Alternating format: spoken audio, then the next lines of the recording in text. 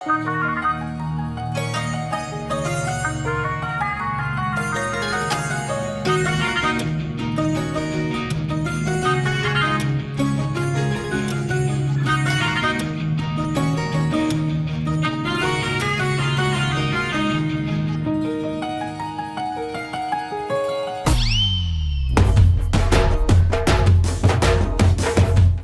ಡಾಕ್ಟ್ರೆ, ಏನು ಹಾಗೆ ನೋಡ್ತಿದ್ರಾ? ಇಲ್ಲಿ ಒದ್ದಾಡ್ತಿರೋದು ಕಾಣಿಸ್ತಿಲ್ವಾ?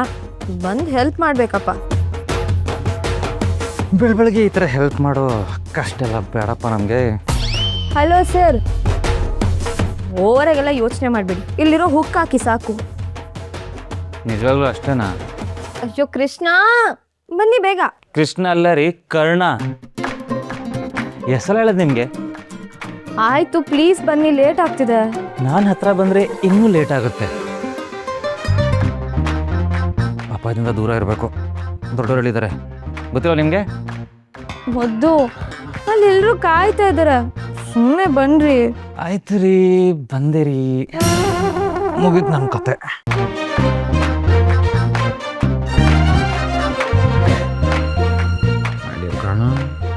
Be strong. ಕೆಲಸದ ಮೇಲೆ ಅಷ್ಟೇ ಫೋಕಸ್ ಮಾಡಬೇಕು. Concentrate.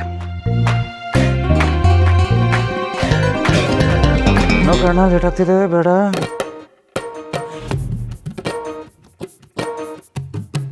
Focus Karna, focus.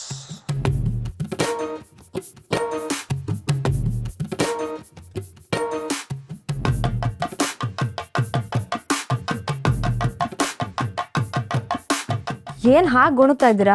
Hook ಆಗಿದ್ದಾಯ್ತಾ? Hello ಡಾಕ್ಟ್ರೇ, ಏನಾಗಿದೆ ನಿಮಗೆ? ಆಗೋದಕ್ಕೆ ಮೆಂಡಿ ಉಳ್ಕೊಂಡಿದೆ. ಅಂದ್ರೆ ಅಂದ್ರೆ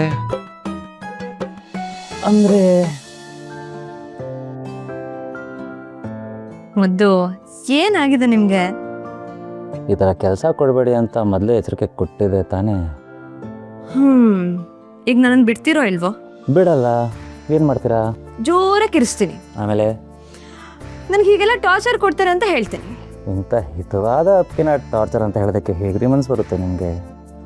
ಹಲೋ ಸರ್, ಇದು ಆಷಾಢ ಮಾಸ, ಹೋಗ್ಲಿ ಬಿಡು. ಇಬ್ರು ಒಟ್ಟಿಗೆ ಇರ್ಲಿ ಅಂತ ಅಜ್ಜಿ ಒಂದು ಚಾನ್ಸ್ ಕೊಟ್ಟಿದ್ದಾರೆ. ಅದನ್ನ ಮಿಸ್ಯೂಸ್ ಮಾಡೋದು ಗೊತ್ತಾದ್ರೆ ಮತ್ತೆ ನನ್ನ ತವ್ರ ಮನೆಗೆ ಓಡಿಸ್ತಾರೆ ಅಷ್ಟೇ. ನೋ, ಚಾನ್ಸೇ ಇಲ್ಲ. ಹಾಗಾದ್ರೆ ಇವಾಗ ಡೀಸೆಂಟಾಗಿ ಹುಕ್ ಹಾಕಿ.